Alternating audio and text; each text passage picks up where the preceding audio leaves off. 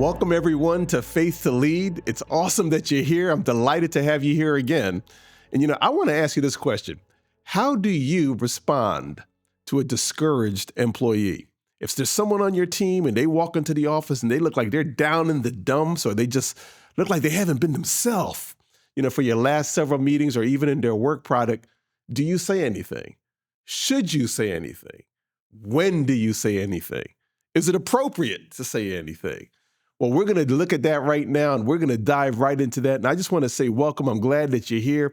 And to also encourage you that you can share this podcast, with a friend or anyone, even discuss it on your team. You can subscribe to it. We'd love that. So that way you can always stay up to date with some of the latest principles and things we're talking about here. Or you could also visit us at faith2lead.com. Drop in a thought, a note, anything that can share with us exactly what you're going through so we can make sure this is a vivacious, dynamic community to help you to win. One of the things or the reasons why we should even ask why we should encourage a discouraged employee is because of something that we've already learned, that we have to encourage the heart of the team or of the people who are on our team. I want to give you a quick story. For many years, I did not know how to do that. I didn't even know if I should do it. And this is going to sound funny. It's because I was afraid. There was so many things saying, and you have to be careful what you say to people in the workplace. You can't touch anyone. You can't say anything too nice. How will people look at you if you go and you talk to someone? And so I wanted to be the Iceman. Let me just handle business, tell you what we have to do and when. If a person was down, I didn't know what to say. If I should say anything, I didn't have the skill set so that I can show any kind of emotional intelligence and still observe the boundaries of being professional.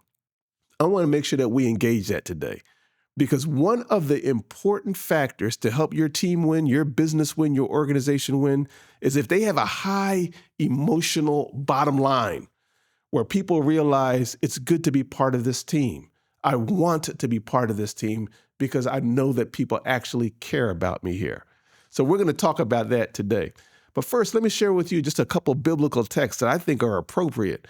In the book of Ephesians, that's in the New Testament, Paul, the Apostle Paul, writing to the church of Ephesus. There's a passage in Ephesians chapter 4, verses 11 to 13. I'd encourage you to take a look at it. And it pretty much gives God's format for setting up his church. It says he created some apostles, some prophets, evangelists, pastors, and teachers for the equipping of the saints, for the work of the ministry, for the unity of the body of Christ. And it pretty much gives a systematic formula for how the church, the corporate entity, should be built. Then there's another passage in the book of 2 Timothy, chapter 2, right around verses 1 to 12, that I think everyone should look at and read, because right there, Paul was encouraging one of his disciples, a man by the name of Timothy, who was being appointed into leadership when Timothy was going through a really, really difficult time. Why is this important? Because right now, one of the hallmark statistics that we're seeing in the Delaware Valley is that 60%, actually 62% at the time of this recording, is 62% of the businesses are saying that retaining operational people, good qualified leaders, 60% of the businesses are saying that's their number one operational challenge. That if you were to say a magic wand, what's one thing we can fix? How can I keep good people? How can I attract good people to work here? If someone were to exit, how do we fill it back in? And one of the truths of that, the principle, is that people have to be encouraged and want to work there for the long term in a sustainable fashion. So when we look at Ephesians chapter 4, let's unpack why this is important. Ephesians chapter 4, it gives a formula for what leadership is all about, how it works. I like to call it the corporate path to success. So let's take a look at it real quick. One, it's understanding what the ultimate role of a leader is. When you look at that formula, apostles, prophets, evangelists, pastors, teachers, it's giving kind of a sequence. And ultimately, all of those tiers of leadership is to make sure that the people are ready to perform. The people are ready to do the work, that they're equipped, that they have the resources, the capacity, the authority to do the work. When you look at the roles of leadership or that corporate entity, we like to call that inverting the pyramid. That the people who are the ultimate tiers of leadership are getting another tier ready, and they're getting another tier ready, so that the people that are actually dealing with the customers and the clients feel ready, resourced, equipped to do the work, as opposed to everyone waiting for one person to make all the decisions, have all the answers to do the work. So when you look at that, there's an inspired selection of leaders that has to happen. And then the second is that the leaders have to equip the followers. I'm going to say that again. The leaders, that's you, have to equip the followers. And that word equip, it literally means to give them what they need, whether it's educationally, emotionally, access to organizational authority, so that they feel like they have all the tools necessary to drive the results. When followers, the people that are being influenced by your leadership, know, sense, and feel like they have all the tools to do the work, the organization begins to function better. When they don't feel like it, the organization tends to become toxic.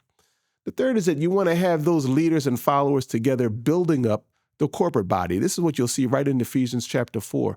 When you look at it, and I love to always hone in on leadership definitions. When we talk about a leader, think of a person. When you think of leadership, think of a process. I'm going to give you another one. When you think of a follower, think of a person. When you think of followership, think of a process. For many years, leadership was always discussed. You would hear those maxims, everything rises and falls on leadership. I've read that and heard it, and it sounds right. The problem is it wasn't statistically proven. What's been proven time and time again in business is you need both. You can have toxic leaders and you can have toxic followers. You need good leadership and you need good followership. It's how everyone comes into the room together. I want you to tell that to your team. Say, it's not just me, it's you. It's how you come in here. Because both the leader influences the followers, and what they're seeing right now, don't miss this, is that the followers are influencing the leaders. They can make it more enjoyable or discouraging. They influence the temperament of the leader just by how they are following in that environment. Share that with your team, because together it's that leader and those followers that are going to build up that corporate body, that corporate entity. And what you want to get to that ultimate path of success is that your team, your organization, your department, if it's in a nonprofit, your department or your ministry, whatever it is, it's displaying and exhibiting unity. And that is an episode that we're going to hit on what it looks like, what it sounds like, what it feels like to get to that high level of performance. So you want to kind of keep that goal, you invert that pyramid. How is each of us equipping the second tier? How are we coming into this environment as a leader? How are we coming into this environment as a follower? Are we being built up together? Is all the work being funneled through one person or one group of people? How can we disseminate it so that everyone's going to work together equally and with joy and with the fervor necessary to drive home the results? I want you to go ahead and share this podcast with someone, because I see so many teams. Incidentally, when I do consulting, that's one of the number one things people ask me to help with. Help our team to work together better. Can you come in and do a diagnostic? Can you do an assessment? Can you just say something? Because right now the team is flatlining. So I want you to share this. This is one way you can do it for free. Share it. Tell everybody we got to work on our leadership. We've got to work on our followership. We got to realize each of us can make this environment toxic, but we can pull this thing together if we recognize all of these layers and these tiers of how we will work together effectively. So I want you to share this podcast. You can subscribe to it. Go to faith2lead.com. Let us know what's working on your team so that we can ensure that you're winning. The second is I want to hit you with just a few aspects on how you could encourage a person.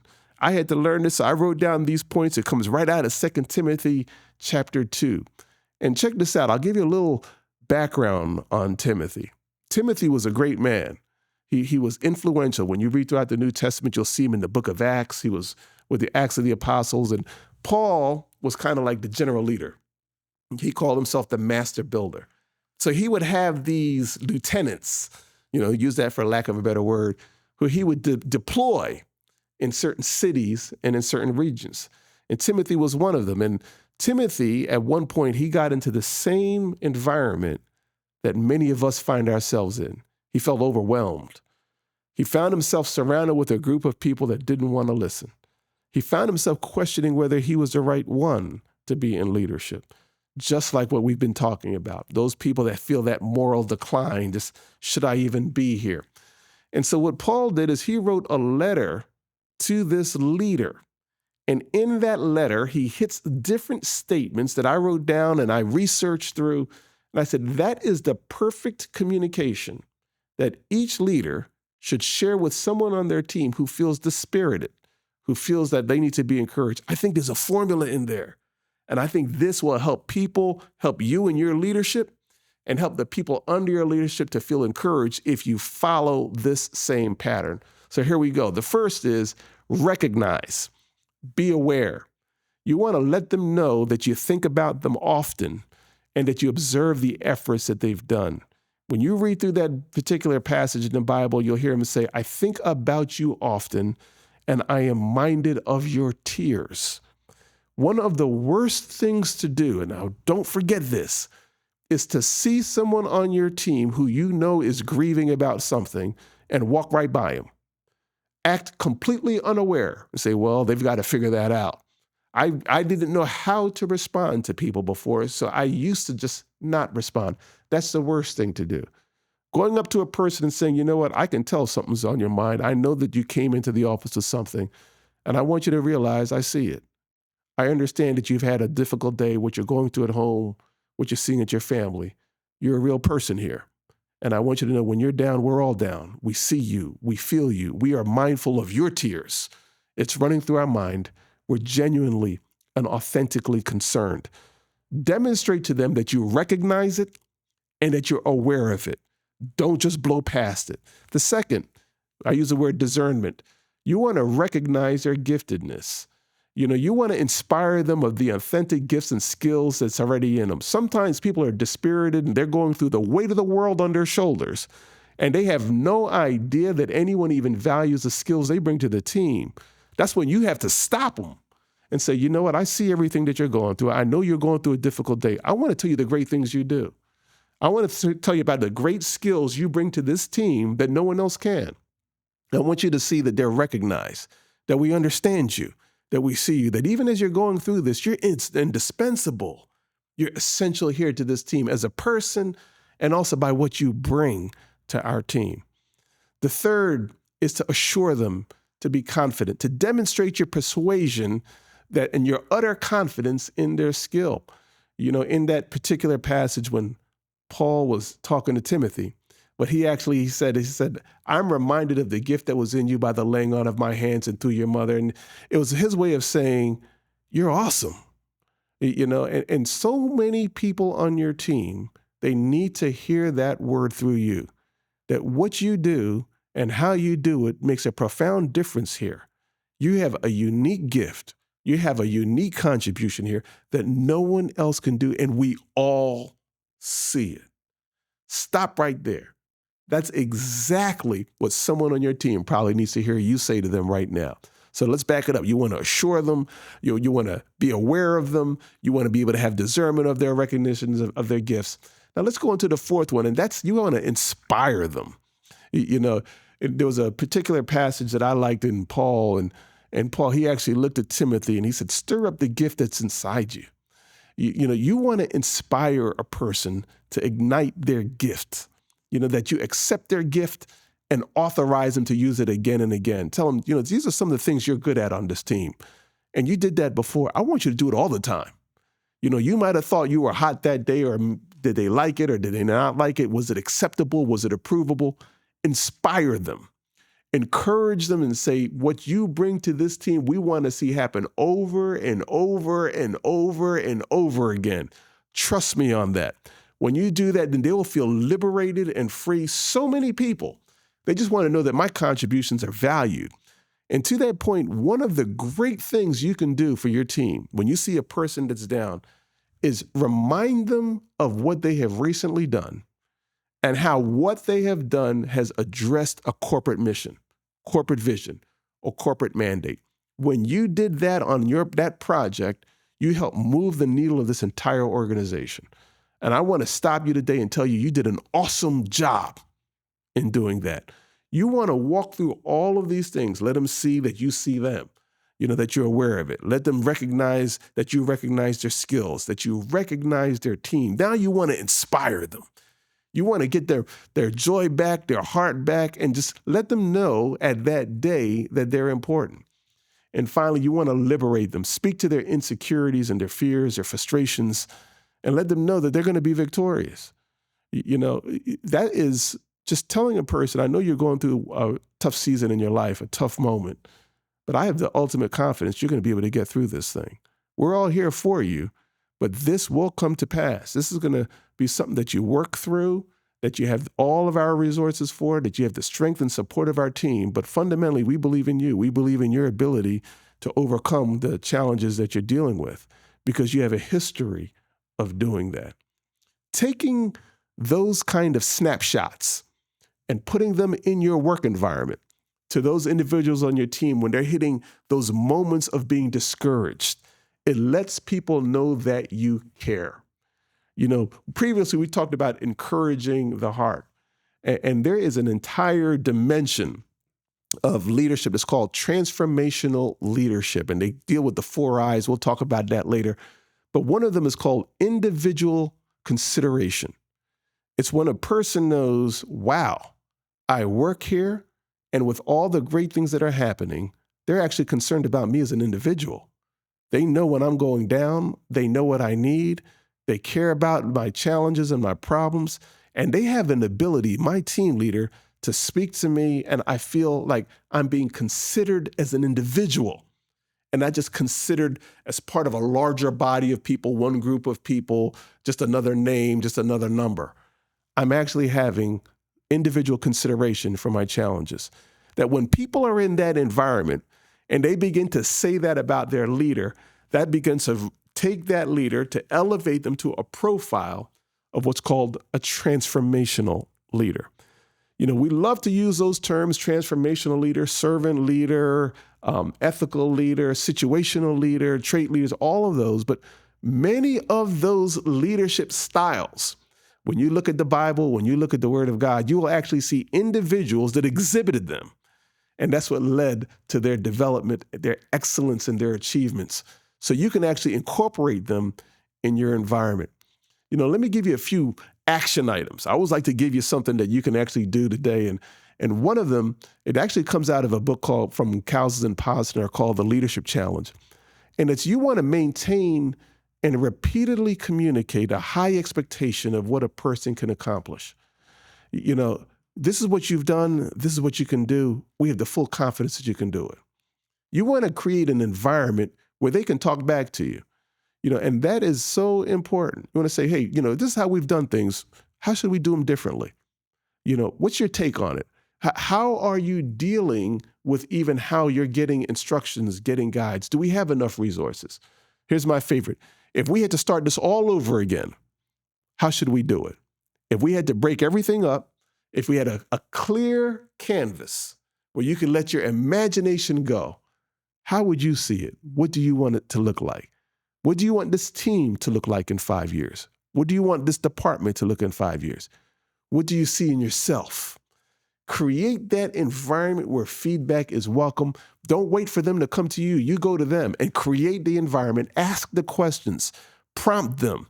That way they'll know they're getting that individual consideration. I also love this one. Be creative when it comes to recognition. Sometimes we'll say, well, at the end of every quarter, we have Employee of the Month, or, at the end of every month. At the end of every year, we give out an award to Employee of the Year. Yeah, we give out bonuses. Those are all great. But sometimes break the convention. Be creative with how you say thank you. Be creative how to say you're valued. Do something that no one expected on a time. No one expected it. It could be for any day or week. It's worth the time. I have been a prisoner of this because I keep a detailed schedule. I can tell you every day, what are the 10 tasks? What are the events that I have? And I got to be honest with you, most of the time I get to about half the tasks. And then the last activity I do at the end of every day is usually rescheduling all the tasks that I never got done that day. And I do that to the point where I can drive myself crazy with it. So I know all about tasks. I know all about schedules. I know all about deadlines. If I don't have a deadline, I often give myself a deadline just so that I can be in a certain mode, so that I can drive results, so that I can get things done. I get it. But you know what? One of the things you've got to put in those tasks is when to break those conventions and those moments where you tell people thank you.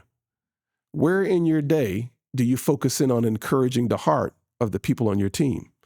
Where in your day do you sit down and say, let me strategize 10 new ways to say thank you and to recognize people? Where in your week or in your month or on your schedule are you saying, how do we do demonstrations of appreciation that go above and beyond the norm? They don't even have to be expensive. They just have to be creative and innovative. I'm here to advocate to you today.